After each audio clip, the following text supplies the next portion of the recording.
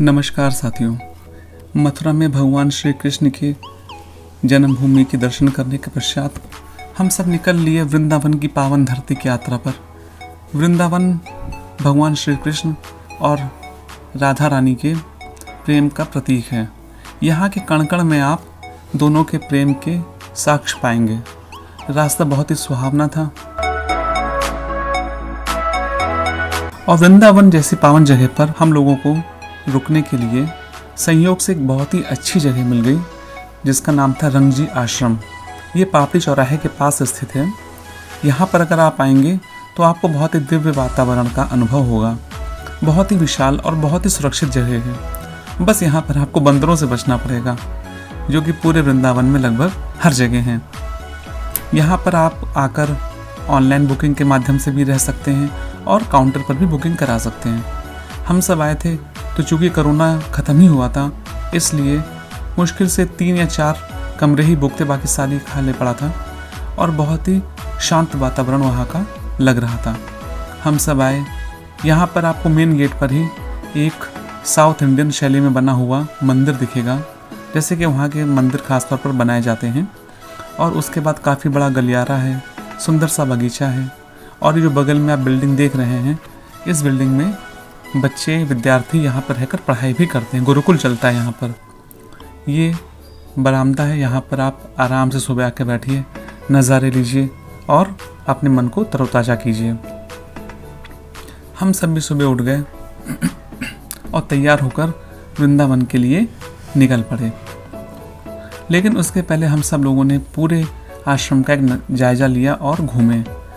तैयार होकर बैठे ही थे कि काले काले बादल छा गए और इतनी तेज़ बारिश हुई जो मैंने इस सीज़न में पहली बार महसूस की थी।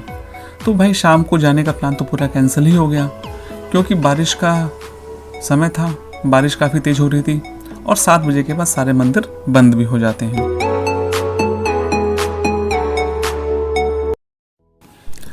इसके अगले दिन हम सब सुबह सुबह तैयार होकर निधिवन पहुंच गए। निधिवन में प्रवेश करते ही आपको बंदरों से बहुत सावधान रहना पड़ेगा।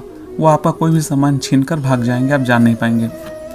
निधिवन में 16,108 यहाँ के लोग ऐसा कहते हैं वृंदा तुलसी के पौधे लगे हैं। तुलसी के पौधे आमतौर पर काफ़ी छोटे होते हैं, लेकिन यहाँ पर अगर आप ध्यान से देखेंगे तो एक एक पौधा काफ़ी बड़ा है। करीबन 8 से 10 फीट, 12 फीट, कहीं कहीं तो 15-16 फीट के भी मिल जाएंगे। पहले बंदरों का आतंक बहुत था, जो कि अभी भी है। तो लोगों को बचाने के लिए इस पूरे रास्ते को बांस के जाल से कवर कर दिया गया है। और इसके पीछे एक वजह और भी थी, चूँकि निधिवन अपने आप में ही काफ़ी रहस्यमय स्थान है, तो लोग यहाँ से पत्तियाँ तोड़ ले जाना, डंठल तोड़ ले जाना और मिट्टी तक खोद कर ले आते थे, जिससे इन पौधों को काफ़ी नुकसान पहुँचता था। इस वजह से इस रास्ते को बंद कर दिया गया है। हाँ, आप आइएगा तो एक बात ज़रूर ध्यान रखिएगा कि अगर आप गाइड करके आएंगे तो बहुत अच्छा रहेगा। हर एक के बारे में गाइड बहुत अच्छे से बताएंगे। अगर आप ऐसे ही आएंगे तो बस आएंगे और देख के चले आएंगे, आप जान नहीं पाएंगे कि इसके अंदर क्या खास बात है। वृंदावन में निधिवन एक अत्यंत पवित्र स्थान है। मान्यता है कि निधिवन में भगवान श्री कृष्ण और श्री राधा आज भी अर्धरात्रि के बाद रास रचाते हैं।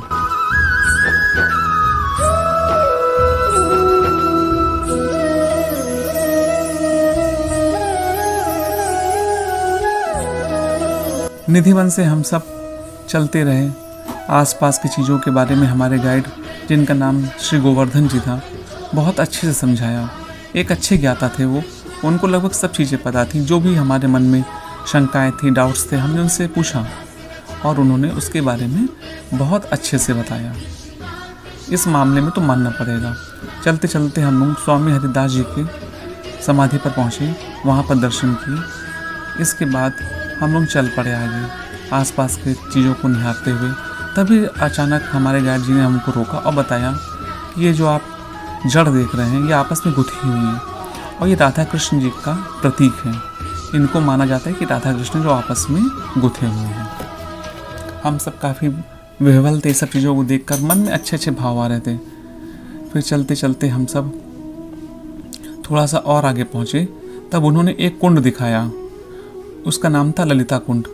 बताया कि जब भगवान यहाँ पे रास रचा रहे थे तो राधा जी को प्यास लगी, तब उन्होंने अपने मुरली के प्रहार से यहाँ पर एक कुंड बना दिया, जिसका नाम ललिता कुंड इसलिए रखा गया क्योंकि ऐसा करने के लिए राधा जी की सहेली ललिता ने प्रेरित किया था।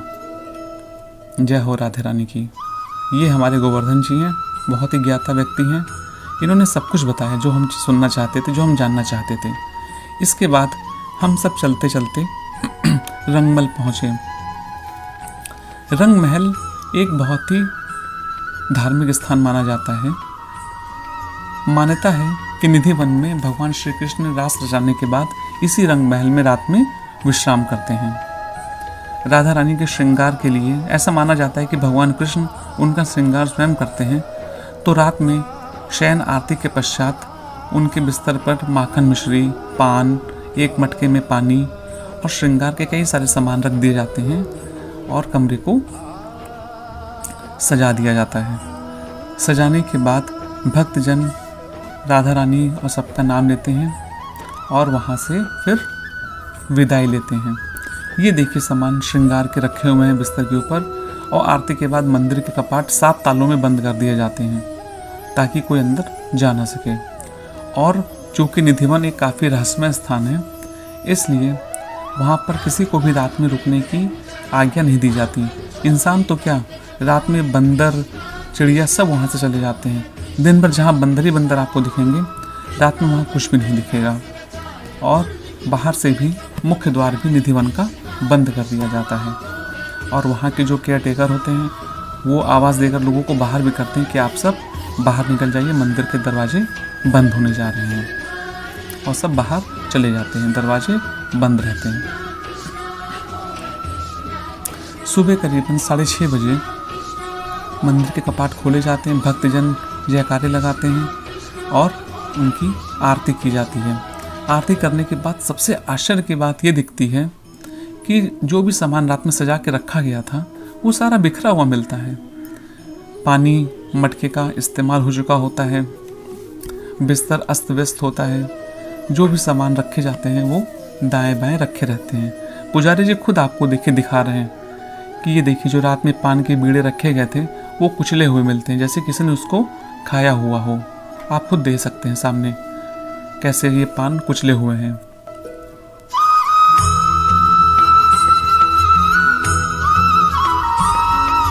इसके बाद आप ये देखिए चादर, साड़ियाँ सब उलझी मिलती हैं। ये प्रसाद का भोग लगाया हुआ मिलता है। पान तो आपने देख ही लिया। पूरा बिस्तर अस्त व्यस्त मिलता है। सब राधा रानी की कृपा है, उनकी महिमा है। उनकी महिमा कौन जान पाया है आज तक। जय हो राधा रानी की। लोग बिल्कुल आश्चर्यचकित रहते हैं, ये घटना प्रत्येक दिन होती है। जय राधा रानी की। इसके बाद हम सब चल पड़े स्वामी हरिदास जी के मंदिर में, जहाँ का वातावरण इतना ज़्यादा भावुक कर देने वाला था। लोग भक्ति में ओतप्रोत होकर भगवान श्री कृष्ण के गाने गा रहे हैं, उनके ऊपर नृत्य कर रहे हैं।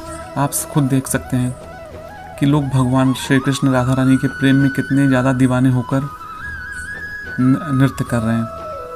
कोई लिहाज नहीं करता कि हमारी उम्र क्या है। उनको तो बस राधा रानी, उनकी भक्ति और भगवान कृष्ण और उनका प्रेम दिखता है, और उसी प्रेम के वशीभूत होकर वो सब नृत्य करते हैं।